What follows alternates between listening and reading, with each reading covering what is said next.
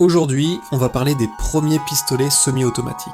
À l'époque de la poudre noire, il était difficile de concevoir des armes à chargement automatique, car l'encrassement de celles-ci empêchait les mécanismes de fonctionner plus de quelques coups. L'ancêtre des pistolets à répétition, c'est le revolver. Le système de barillet était tolérant à l'encrassement de la poudre noire. Un espace entre la chambre et le canon, ainsi que des tolérances larges, permet de laisser passer les résidus de poudre et de faire fonctionner l'arme. L'invention de la poudre sans fumée permettra d'enfin concrétiser les designs d'armes automatiques. Le premier pistolet semi-automatique à succès fut le Borchardt C93, mais son design était perfectible.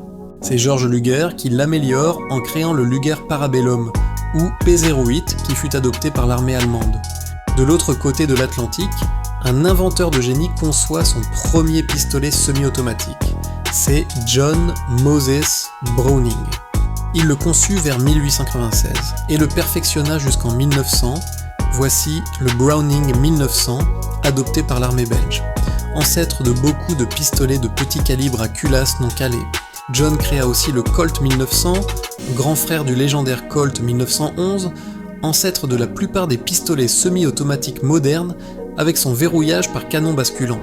Son puissant calibre 45 fut apprécié par les troupes, notamment dans la guerre des tranchées, où une arme petite, maniable et puissante était indispensable.